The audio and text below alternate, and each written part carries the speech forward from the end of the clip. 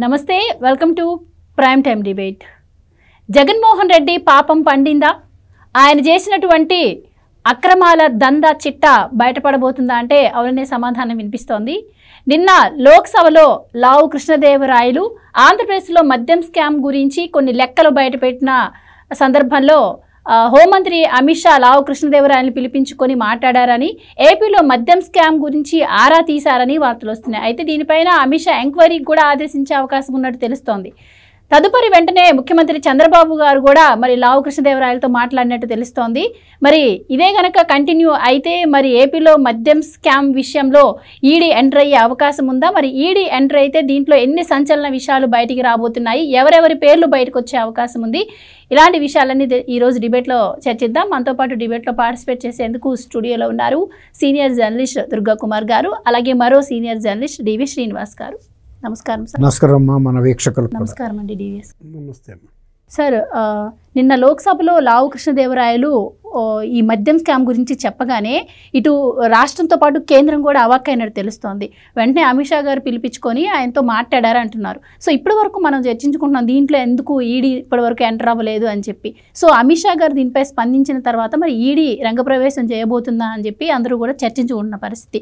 So అవకాశాలు ఉంటాయంటారా? దీనిపై మీ అభిప్రాయం ఏంటి? అంటే ఈ ఆంధ్రప్రదేశ్లో మద్యం కుంభకోణం అనేది జాతీయ స్థాయి కుంభకోణం అని కిందసారి ప్రధానమంత్రి గారు ఆంధ్రప్రదేశ్ ఎన్నికల పర్యటన వచ్చినప్పుడు కూడా చెప్పారు. ఇప్పటికే వాళ్ళకు ఒక అవగాహన ఉంది. తర్వాత భారతీయ జనతా పార్టీ అధ్యక్షురాలుగా ఉన్న పురంధరేశ్వర గారు కూడా ఇది ఆమె అధ్యక్ష పదవి చేపట్టగానే ఇది చాలా భారీ కుంభకోణం జరుగుతుంది, ఇవి డిజిటల్ పేమెంట్ కాకుండా కేవలం నగదుతోనే జరుగుతుంది, దాని మూలన ఎక్కువ స్కోప్ కూడా ఉంది, ఎంత అనేది కూడా బయటపట్టలేదు, దానికి తోడు నాణ్యత కూడా చాలా తక్కువగా ఉంది అని ఆ రోజున ఆమె కొన్ని శాంపుల్స్ని చెన్నైలోని స్టాండర్డ్ ల్యాబ్స్ పంపిస్తే కూడా ఇది హ్యూమన్ కన్జంప్షన్కి పనికి రాదని రిపోర్ట్స్ కూడా వచ్చినాయి. ఒకవేళ పనికి వచ్చినా కూడా చాలా తక్కువ స్థాయిలో ఉన్నాయి. IMFL ఇండియన్ మేడ్ ఫారిన్ లిక్కర్కి ఎక్కడ దగ్గరలో లేవు అని. అంతకుముందు తెలుగుదేశం 2014 నుంచి 19 వరకు ఉన్నప్పుడు ఇలా సొంత బ్రాండ్లు పెట్టలేదు, ఈ నాసిరకం బ్రాండ్లు. దేశం అంతటా ఏ బ్రాండ్లు అయితే ఉన్నాయో ఇండియన్ మేడ్ ఫారిన్ లిక్కర్ అవన్నీ స్టాండర్డ్, అవి ప్రపంచవ్యాప్తంగానూ ఉన్నాయి, దేశంలోనూ ఉన్నాయి. అవి నాణ్యత ప్రమాణాల ప్రకారం తయారు చేసినాయి కాబట్టి అంత హాని చేయవు. కానీ ఈయన జగన్మోహన్ రెడ్డి గారు ఎన్నికల ముందు అసలు ఈ సంపూర్ణ మద్య నిషేధం పెడతాను నేను, నా ఆడబడుచుల తాళిబొట్లు తెగిపోతున్నాయి, ఇలాంటి ఆదాయంతో నడిపే ప్రభుత్వం ఒక ప్రభుత్వం, సంపూర్ణ మద్య నిషేధమే నా ధ్యేయం, ఒక్క 5 స్టార్ హోటల్స్లో మాత్రమే దొరుకుతాయి, మిగిలిన సాట ఎక్కడా కూడా మద్యం ఉండటానికి వీల్లేదని బాగా నమ్మించాడు. దాంతో మహిళలు కూడా బాగా ఆకర్షితులయ్యారు ఆ మాటకి. ఎందుకంటే కుటుంబాలు నాశనం అవుతున్న మాట నిజం, ఆరోగ్యం దెబ్బతింటున్న మాట నిజం, ఆర్థికంగా కొంత అంటే ఎవరికైనా కూడా మద్యపానం అనేది ఇంత పెద్ద హామీ ఇచ్చాడు కదా అని వాళ్ళు నమ్మి ఓట్లు వేసిన తర్వాత జరిగిన పరిణామం ఏంటంటే అంతకుముందున్న ఒక సేఫ్ పాలసీ, అది IMFL పాలసీ, అవన్నీ బ్రాండ్లు తీసేసి వీళ్ళు బంధువులకి స్నేహితులు ఈ కిక్ బ్యాక్స్ ఇచ్చే డిస్టిలరీస్ దగ్గర నుంచి, అంటే తయారీ వీళ్ళే, పంపిణీ వీళ్ళే, అమ్మకం వీళ్ళే. అంతకుముందు అమ్మకం కూడా ప్రైవేట్ వాళ్ళకి ఇచ్చారు, గవర్నమెంట్కి ఏ విధమైన సంబంధం లేదు. అందులోనూ IMFL బెవరేజెస్ కార్పొరేషన్ ప్రొక్యూర్మెంట్ చేసుకునేది, ఎంత చేసుకుందో అన్నీ రికార్డెడ్గా ఉంటాయి డిజిటల్గా. తర్వాత పేమెంట్లు కూడా డిజిటల్గా తీసుకున్నారు ఆ రోజున, ప్రతిదీ కూడా పారదర్శకత ఉంది. ఇక్కడికి వచ్చేటప్పటికి 1% కూడా వీళ్ళు డిజిటలైజేషన్ ద్వారా తీసుకోవాలి పేమెంట్లు. అదే దేశవ్యాప్తంగా జాతీయ స్థాయిలో 200 రెట్లు పెరిగింది డిజిటల్ వినియోగం.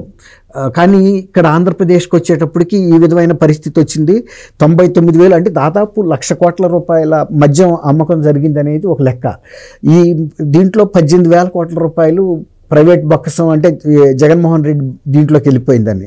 ఇంకొక 4,000 కోట్ల రూపాయలు మనీ లాండరింగ్, అంటే విదేశాలకు కూడా వెళ్ళిపోయింది. సునీల్ రెడ్డి అనే ఒక ఇన్ఫ్రాస్ట్రక్చర్ కంపెనీ ద్వారా ఒక 2,000 కోట్లు దుబాయ్ పంపించారంటున్నారు. ఇంకా కొన్ని కంట్రీస్ కూడా ఇంకొక 2,000 కోట్లు వెళ్ళిపోయిందని నిన్న లావు కృష్ణదేవరాయలు గారు శాసనసభ పక్ష నాయకుడు కూడా ఆయన నిన్న లోక్సభలో ఫ్లోర్లో చెప్తున్నప్పుడు కూడా ఈ దేశంలో ఇతర ఎంపీలు కూడా విస్తుపోయారు. అంటే ఇంత భారీ కుంభకోణం జరిగిందా అని. తమిళనాడులో 1000 కోట్ల కుంభకోణం జరిగిందని అనుమానం వచ్చే ఈడీ అధికారులు దాడులు చేసి పట్టుకున్నారు. ఒక 1000 కోట్ల రూపాయలు వచ్చిందనేది ఒక అంచనాకు వచ్చారు. అసలు ఢిల్లీ కుంభకోణం అనేది వేలంపాటల్లో జరిగింది 100 కోట్ల రూపాయల కుంభకోణం. అది దానికి ఢిల్లీ చీఫ్ మినిస్టర్ని అరెస్ట్ చేశారు, డిప్యూటీ చీఫ్ మినిస్టర్ని అరెస్ట్ చేశారు.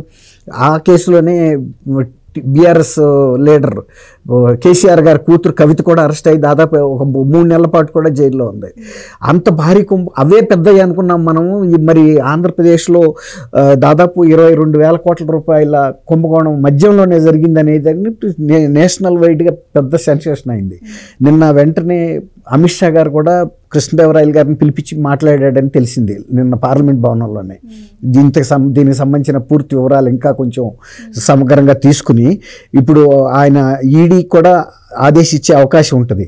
ఎందుకంటే కేంద్ర ప్రభుత్వం ఇంత పెద్ద భారీ కుంభకోణం 4,000 కోట్ల రూపాయలు ఫారిన్ అంటే విదేశాలకు కూడా మనీ లాండరింగ్ ద్వారా వెళ్ళిపోయిందంటే ఈడీ ఎంటర్ అవ్వాల్సిందే. ఎట్లాంటిది ఇది రాష్ట్ర స్థాయి సిఐడికి అంటే దర్యాప్తు చేసే అంత నెట్వర్క్ ఉండదు.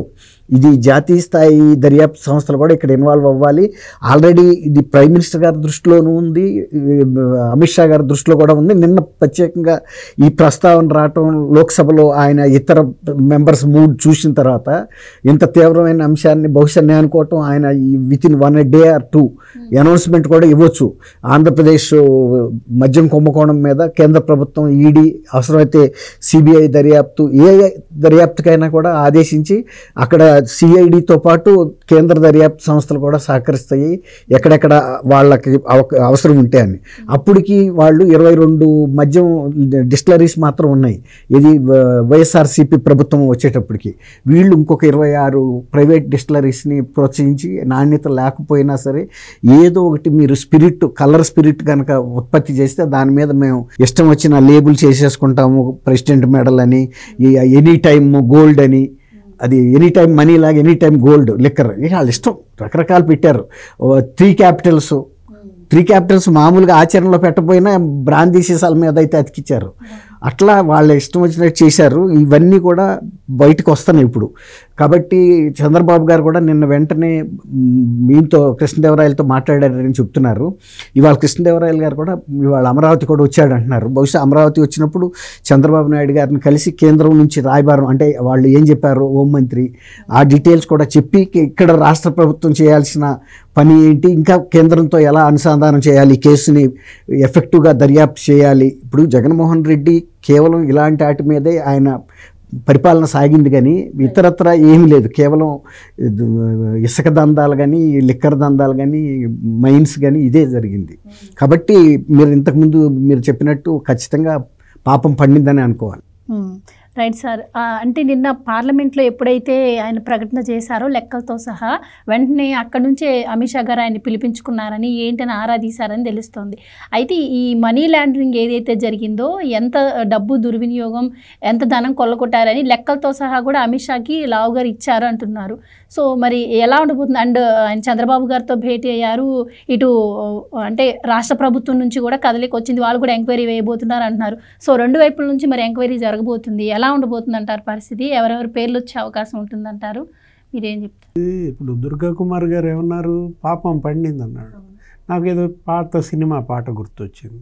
నీ పాపం పండెను నేడు, నీ భరతం పడదా చూడు, నీ పాలిటి యముణ్ణి నేను.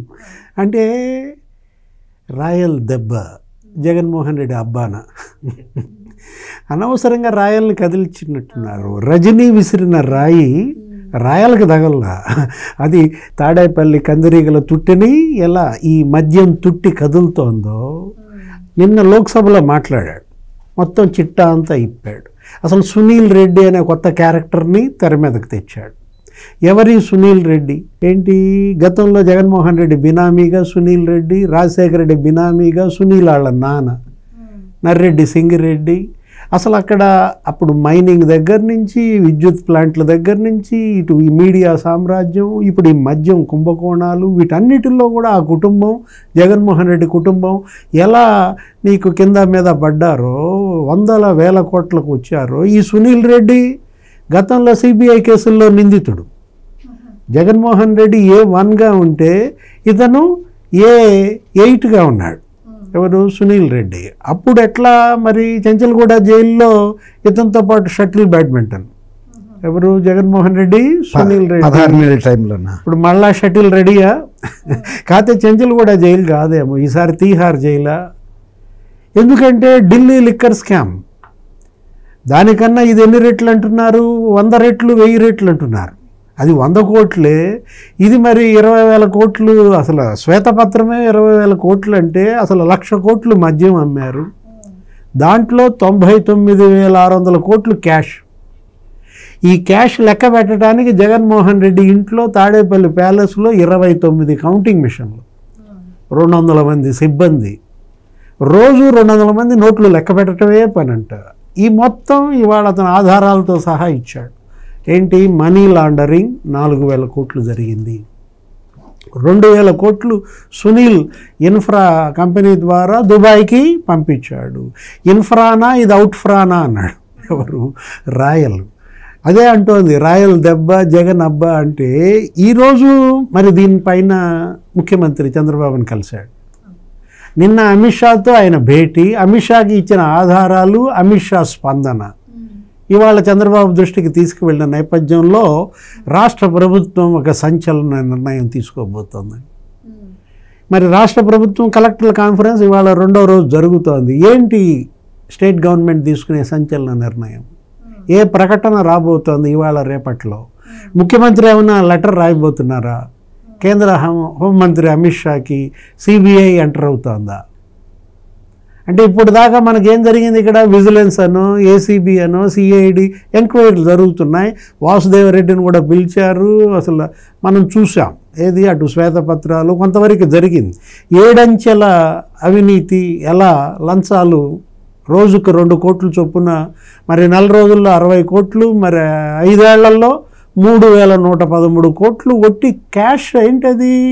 ముడుపులు. ఆ ముడుపులు కూడా 7 అంచెలుగా అన్నమాట. అంటే ఆ డిస్టిలరీలు ఇందాక దుర్గా కుమార్ గారు చెప్పారు, 22 డిస్టిలరీలు వీళ్ళు కబ్జా చేయడం. ఎస్పీవై ఎంపీ డిస్టిలరీ అసలు మిథున్ రెడ్డి కబ్జా చేశాడని, విజయసాయి రెడ్డి ఆయన అల్లుడు అసలు కొత్త డిస్టిలరీ ఒకటి పెట్టారని, ఏదో అదాన్ డిస్టిలరీస్, అటు విశాఖ డైరీ వాళ్ళ డిస్టిలరీలు, మొత్తం డిస్టిలరీలు కబ్జా చేసేసి వీళ్ళే మందు తయారీ, వీళ్ళే సరఫరా, వీళ్ళే అమ్మడం, అది కూడా క్యాష్కి. అందుకే అన్నది ఢిల్లీ లిక్కర్ స్కామ్లో 100 కోట్ల స్కాము, పాలసీ చేంజ్. అది ఆ పాలసీ చేంజ్లోనే ఏం జరిగింది? ఏదో సౌత్ గ్రూప్ అని వీళ్ళు గ్రూప్ కట్టడం. ఇప్పుడు ఇదే ఈ మొత్తం ఈ బ్యాచ్ అంతా ఎవరు? తెలంగాణ సీఎం కూతురు కేసీఆర్ కూతురు కవిత కావచ్చు, అక్కడ ఉన్నటువంటి వాళ్ళు కావచ్చు, ఆడిటర్లు. సీఎం కేజ్రీవాల్ జైలుకి వెళ్ళాడు, డిప్యూటీ సీఎం సిసోడియా జైలుకి వెళ్ళాడు. అసలు అక్కడ మంత్రి, ఒక సీఎం కూతురు, ఆడిటర్లు 17 మంది అరెస్ట్ చేశారు.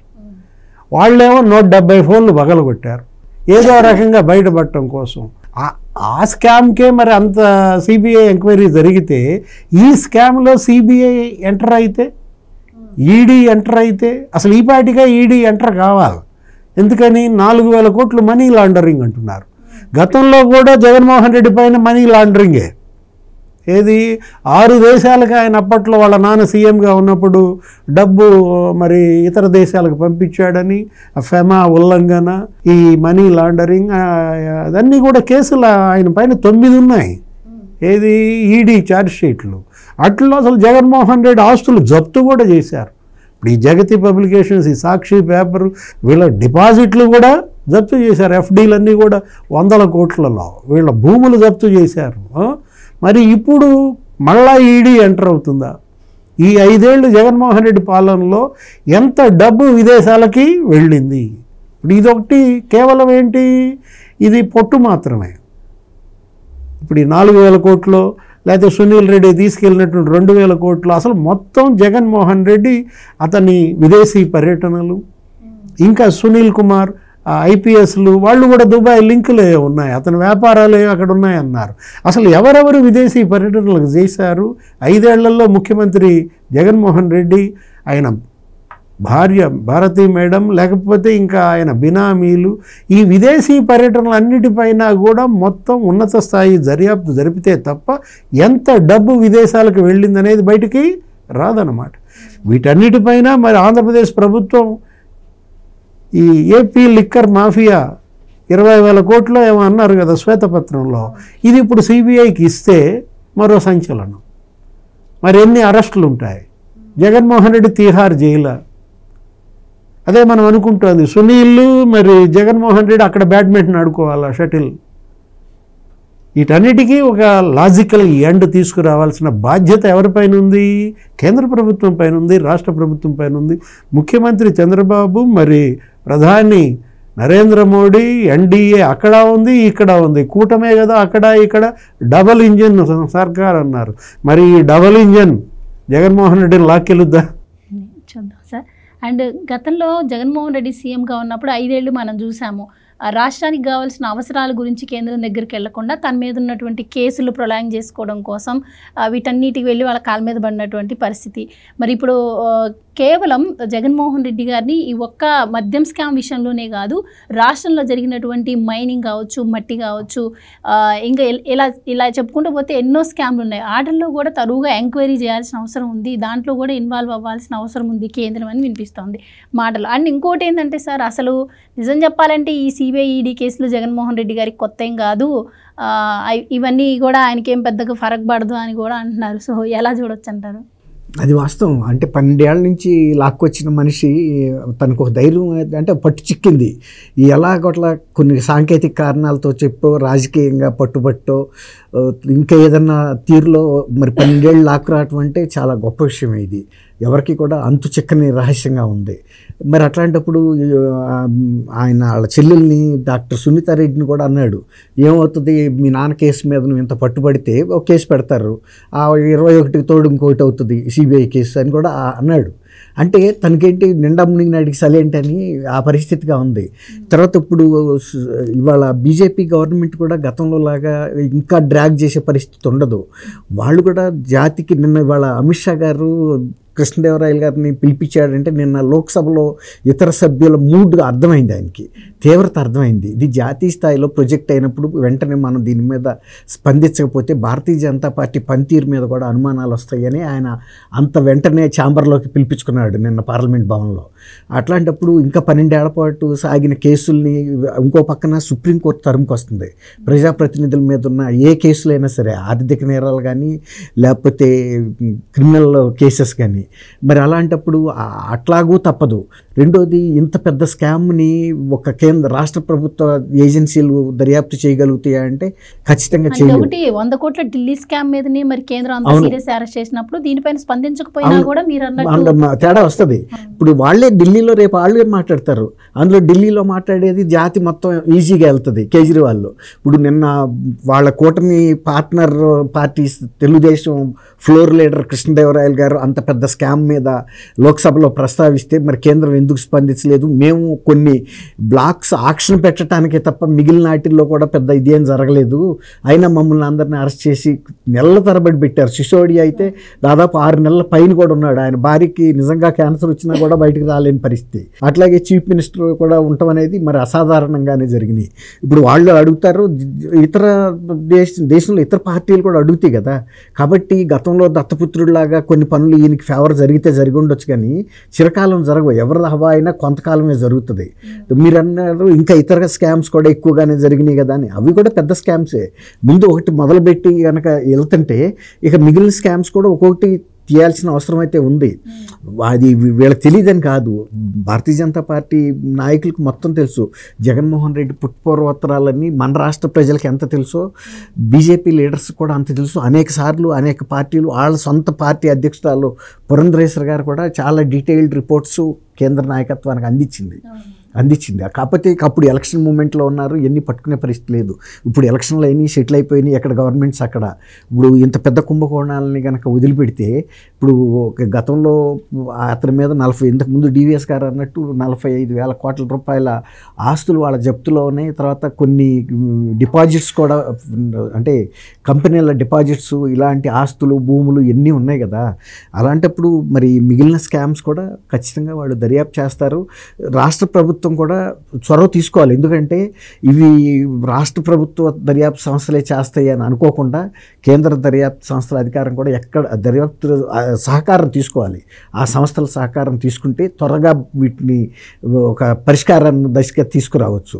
ఎందుకంటే ఇప్పటికే దాదాపు 9-10 నెలలు అయిపోయింది, ఇక మిగిలింది 4 నెలలు. తర్వాత చివరి 1 ఇయర్ కూడా ఎలక్షన్ ఇయర్ అంటారు. రెండోది అప్పుడు రాజకీయం ఇవన్నీ వస్తాయి, మమ్మల్ని కావాలని వేధిస్తున్నారని. అందుకని ఈ కరెక్ట్గా ఈ 3 ఇయర్స్ పీరియడ్ ఏదైతే ఉందో ఆ 3 ఇయర్స్ పీరియడ్లోనే ఇవన్నీ పూర్తయ్యేలాగా చూసుకోవాలి. ఇప్పుడు వీళ్ళు ప్రాజెక్ట్స్ పూర్తి చేయడానికి ఎలా టైం పీరియడ్ పెట్టుకున్నారో, పోలవరం కానీ, క్యాపిటల్ అమరావతి క్యాపిటల్ కానీ, అట్లాగే వీటిని కూడా ఒక టైం బౌండ్ ప్రోగ్రామ్ లాగా చేస్తే తప్ప పరిష్కారం కావు.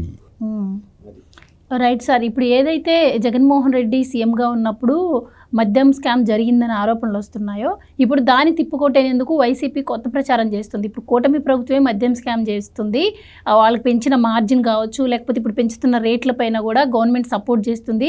ఈవెన్ చెప్పాలంటే దాదాపు 2-3 వేల కోట్ల వరకు ఇప్పటికే కూటమి ప్రభుత్వానికి డబ్బు అందింది. సో కూటమి ప్రభుత్వమే ఇప్పుడు మద్యం స్కామ్ చేస్తుందని చెప్పి ఆరోపణలు చేస్తున్నారు. సో ఏదైతే దీనిపైన మరి ఇప్పుడు కేంద్రం చొరవ చూపిస్తుందో, అండ్ విజయసాయి రెడ్డి గారు కూడా సపోర్ట్ చేస్తా అనే నేపథ్యంలో ఆయన్ని ఎంక్వైరీ చేస్తే వివరాలన్నీ బయటకు వచ్చే అవకాశం ఉంటుందంటారా? అంటే విజయసాయి రెడ్డే బయట పెట్టాడు కదా, ఏది కర్త కర్మ క్రియ కసిరెడ్డి రాజు అన్నాడు. ఇప్పుడు విజయసాయి రెడ్డి ఎవరు?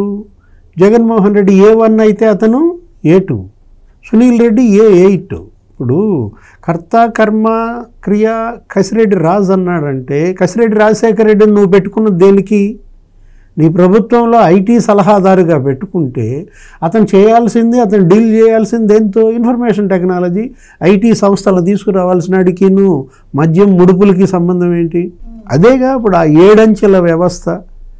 డిస్టిలరీల నుంచి ఒక రిప్రజెంటేటివ్ని పెట్టుకోవటం, వాడు ఆ కంపెనీ నుంచి ఇంత కమిషన్ అని చెప్పి తీసుకొచ్చి వీళ్ళకి ఇవ్వటం, వీళ్ళ దగ్గర మళ్ళీ 2వ అంచెలో మనీ హ్యాండ్లర్స్, 3వ అంచెలో కలెక్షన్ ఏజెంట్స్, ఆ తర్వాత మనీ ఈ ట్రాన్స్పోర్టర్స్, ఆ తర్వాత 5వ అంచెలో కసిరెడ్డి రాజ్, 6వ అంచెలో ఎవరు? పెద్దారెడ్డి కొడుకు అన్నారు, అంటే మిథున్ రెడ్డి.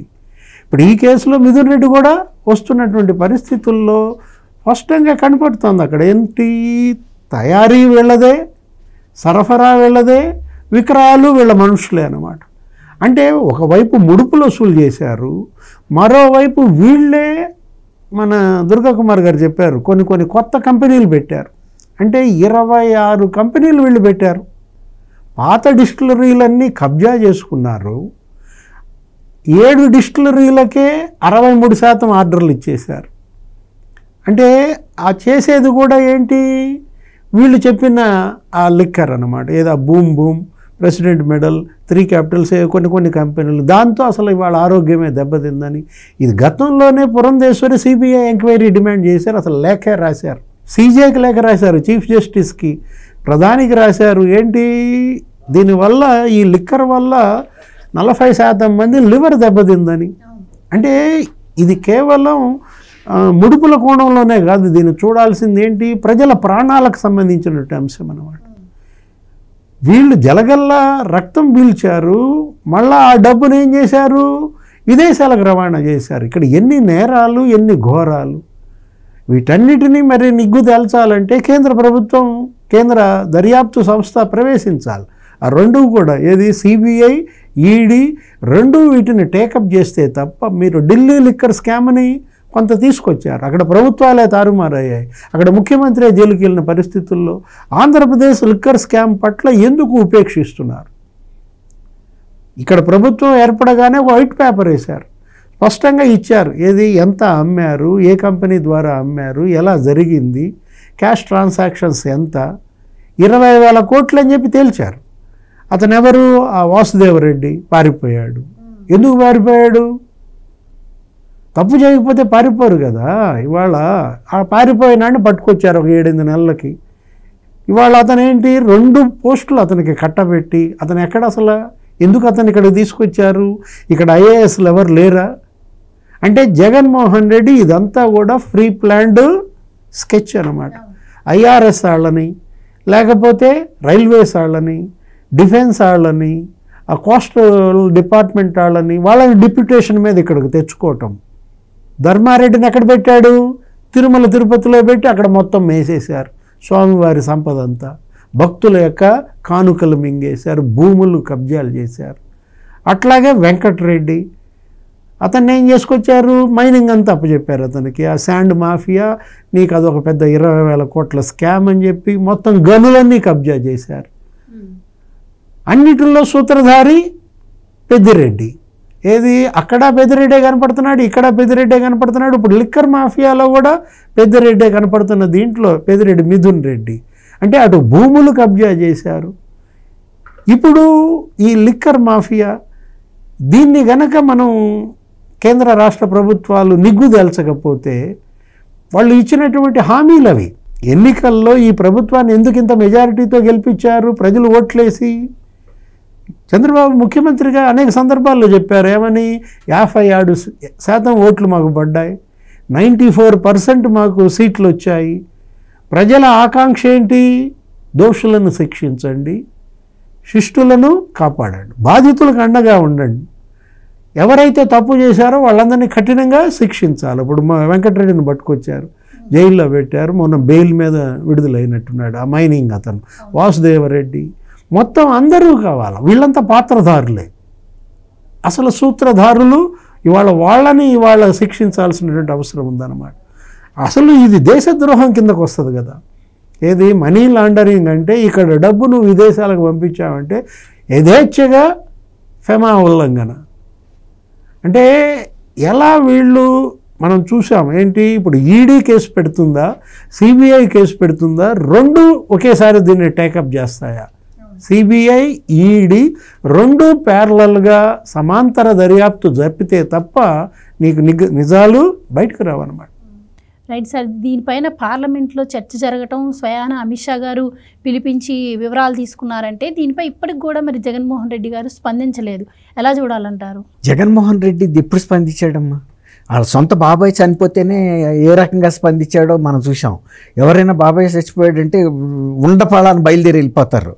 అట్లా కాకుండా ఆయన రకరకాల వ్యూహాలు అన్ని పన్ని ఎక్కడ వాళ్ళని అక్కడ సిద్ధం చేసి, తర్వాత చంపిన తీరు ఎవరు, చంపిన వాళ్ళు ఏంటి అన్నీ తెలుసుకున్న తర్వాత వెళ్ళి చంద్రబాబు నాయుడు గారి మీద పెట్టాడు తోట. అంటే ఆయన ఎలా స్పందిస్తాడనేది మనం అర్థం చేసుకోవాలి.